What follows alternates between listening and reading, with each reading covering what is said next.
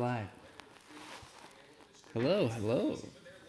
You want to talk? Do you want to talk, JD? We're live. What, you want to do a halftime chat? That's what's going on right now. We are doing it. It works. I don't think we have anybody in here yet, but we'll get there. Sure. Tommy wants to come. Right now? Oh, right.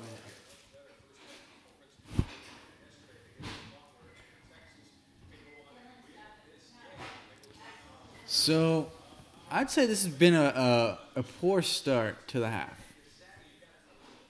No question about it.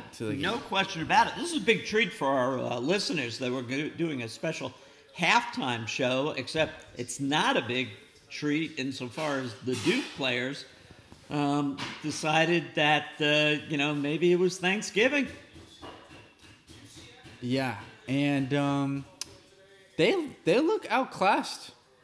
The matchups are brutal. I mean, the Texas team is big. They've got fast guards. And overall, this is proving that even in Duke, settling back in their 2-3, which has so far been a comfortable place for them to be, they're being outclassed. Yeah, absolutely. And, the 5 fouls to Grayson Allen and Marvin Bagley don't help. And, as well as the fact that they can't shoot from the outside. I thought that'd be something that is going to give them problems from the beginning of the season, and it's shown its head in this game. Ostakowski has been great for Texas. The big guy knows how to pass, and then the other big guy, Bamba. I mean, these guys are big, and then he brings in other guys that are, and you know what? Shaka Smart is one good coach. He is not intimidated playing against Duke, and he's looking at it as, a great opportunity to bring his team into the top 25. Yeah, agreed. And, this is a great opportunity for Texas to really put themselves on the map if they can really continue this trend here and win the game and close it out in the second half.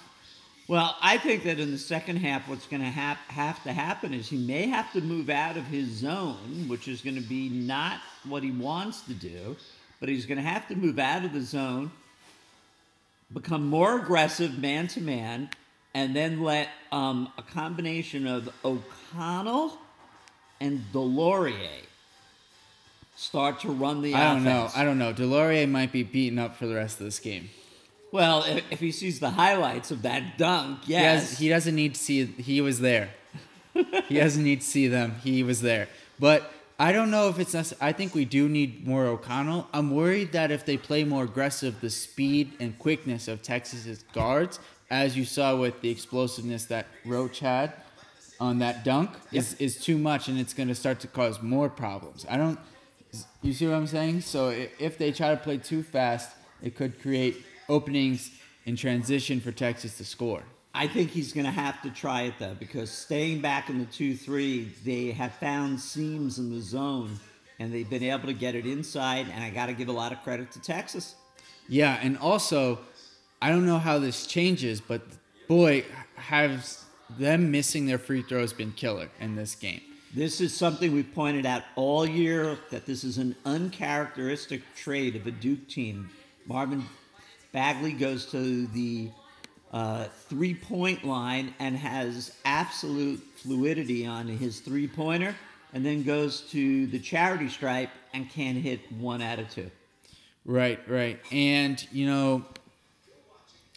really, when you look at this Duke team, they gotta be able to score from the inside at the very least, and they've struggled to do that tonight. And they have struggled from the line, as we said, but also they can't get anything in transition, which is how they scored a lot of points early on this season. This is something they're going to have to figure out soon, because there will be other teams that are big. Although I have to say, this Texas team absolutely took me by surprise. They're not even in the top 25. And watching the matchups, they are a handful. Yeah, they really are. And they're, as we said, they're quick guards. Their bigs are big. And That is a big trait of big guys, that they are big. well, they've gone against teams early on this season where their bigs are 6'7". Okay. And so the point there being that, these guys have real size to them. This is the phrase legitimate bigs. Sure, legitimate bigs. And something that I pointed out in the Michigan State game where they struggled to score inside against the size of Michigan State.